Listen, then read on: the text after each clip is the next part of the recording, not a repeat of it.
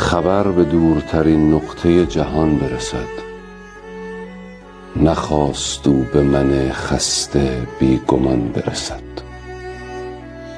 شکنجه بیشتر از این که پیش چشم خودت کسی که سهم تو باشد به دیگران برسد.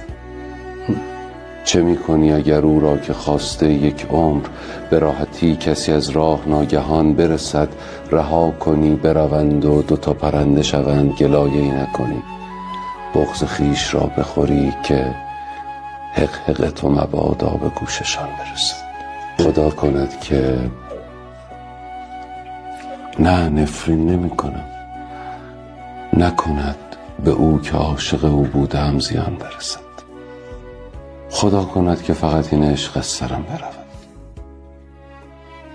خدا کند که فقط زود آن زمان برسد.